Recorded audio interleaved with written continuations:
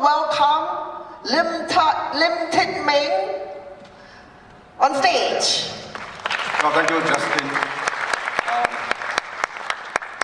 First of all, as the host here, I'd like to first thank FOSSASIA, Hong Fook, Mario and team for this second collaboration to bring FOSSASIA to Science Center. So on behalf of Science Center, I also want to bid you a very warm welcome and welcome everyone. If it's your first time here, I hope you enjoy whatever you may find in the center, and for those who are here last year and back here again, welcome back. Yes. Now, before I move on, and don't be misled by what Justin said, I'm not going to give you a big picture about what science and artificial intelligence. I am actually neither artificial nor intelligent. Okay? I am a scientist, I'm a biologist by training. So what I'm going to say is from the biologist's point of view.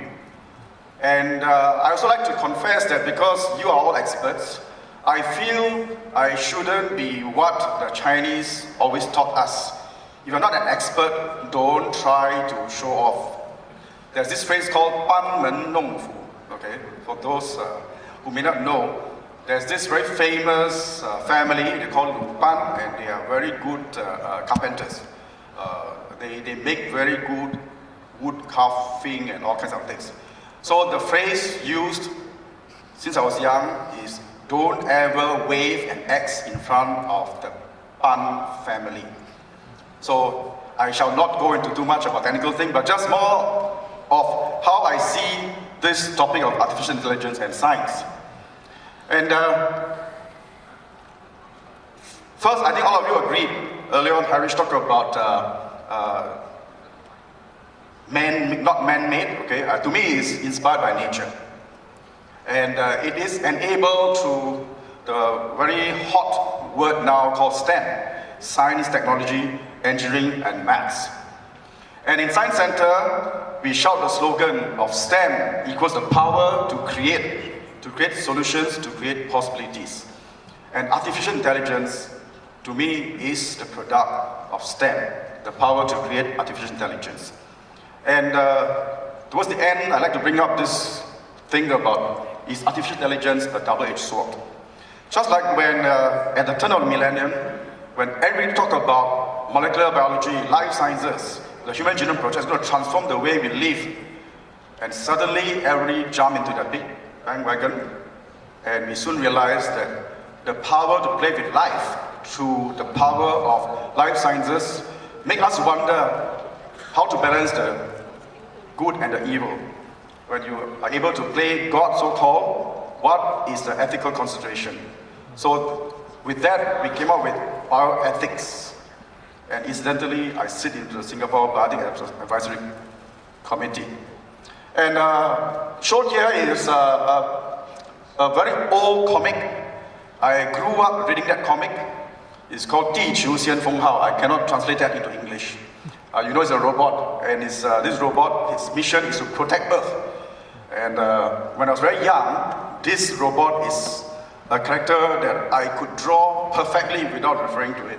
I don't know whether I can recall how to draw it, but it is very inspiring. When I was young, looking at this robot called 地球先锋号. I think if I were to translate it, it's like the pioneer, the first one to go out to protect Earth. And of course, through times, things have moved in great ways. And as a biologist, I like to draw to how now artificial intelligence is even down to the molecular level. Now, all cells have got cytoskeletal structure, and with signals coming in, they can change shape. Like our immune cells can come and engulf foreign bodies, things like this.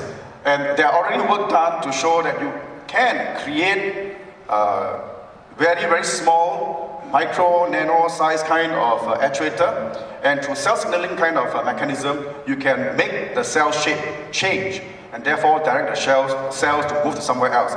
So this is, well, you can refer to the website that I put up there. So this is artificial intelligence all the way to the cellular level. Of course, you may wonder, is a cell intelligent cell? All of us know about DNA programming our cells, And all of us sometimes blame that it's all our genes making us behave the way we behave. So the programmable part of our DNA to express our genotype, phenotype is something that has got influence to the way we look at artificial intelligence. And from cells to synapses are cell-cell communication. And all of us without synapses, you and I don't have to talk about intelligence at all, because it is through synapses that we transmit signals from our periphery to our brain and brain to the periphery. And in the neural network setting, since I'm not in the Pan family like you, I shall not go into that. And all of us know about how robots are going to be living with us.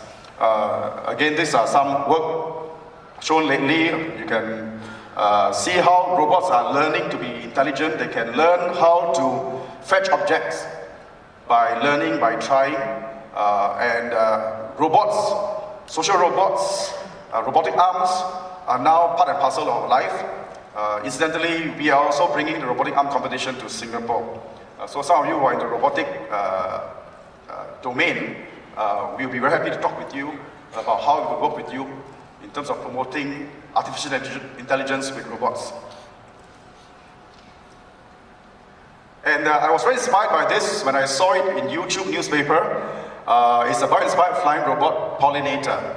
So now it's possible to drive a small drone, almost like a honeybee, going around to pollinate flowers.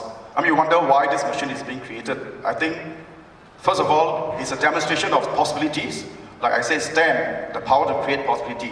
So this may one day be a very interesting solutions for many things. Some of you may be aware that certain bees are already so-called endangered. Some are already going to the extinct list. And of course, drones can be used for many, many other tasks and other so-called services for mankind. And again, I want to advertise a little bit about Science Center. We are putting up an initiative called the Game of Drones. It's a challenge of drones. We are going to open up the competition, and it's a collaboration with the Singapore Computer Society. They are celebrating 50th anniversary. We are celebrating 40th anniversary. 50 years and 40 years of experience coming together. We're going to bring this Game of Drones. Again, among you, if any of you are interested to come onto this with us, we are at the very beginning stage. Next week, Monday, I'm supposed to go to our Ministry of Education to present our proposal. And it is something that we're very excited about. Again, I welcome you to talk to us about your interest in being part of this drones challenge.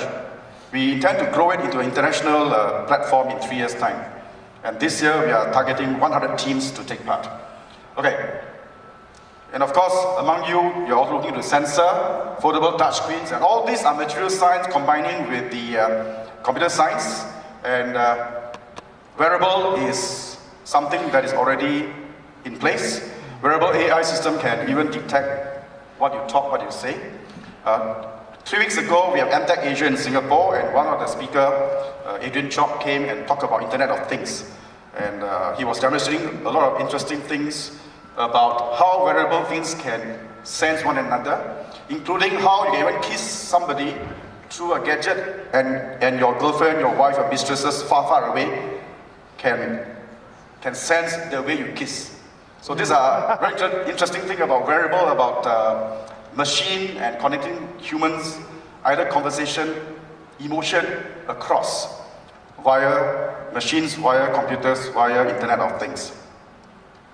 So I'll just very quickly run through some examples of how nature inspired artificial intelligence.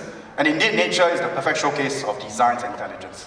You look around, many things around us. We are just simply amazed by the beauty and by the intelligence that is within. Some may be very insignificant looking, but as we all know, even the squid may be smarter than us. Biology-inspired technology brings us closer to understanding life in general, and also us as a human being. Earlier on, Harish talked about consciousness. All these are part and parcel of being a human. And we all know that robots robotics and AI is moving very fast and really mimicking us, and sometimes they even perform better than us. But I think we need to really be mindful of the fundamental differences between machines and humans. I wouldn't have time to go into the story of Golan and Frankenstein. Those are, in a way, man-made, but ended up needing us to make very hard decisions whether to destroy them or not.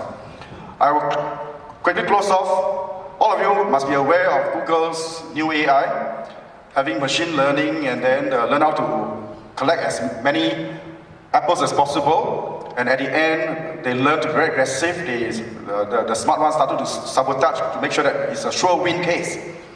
On the other hand, they also learn how to be cooperative. Another game make them train to learn to cooperate with one another. And this is my final slide. That machine learning and trying to sabotage one another, trying to outperform and become very aggressive, give us a glimpse of how we really need to pay attention to the ethics of AI. I don't have to read this to you. My question as a biologist who loves science and like the word love very much, I just wonder if among the audience, anybody can answer that question. So there's no Q&A, but I give you this question for you to answer. So with that, thank you very much for your attention. Yeah.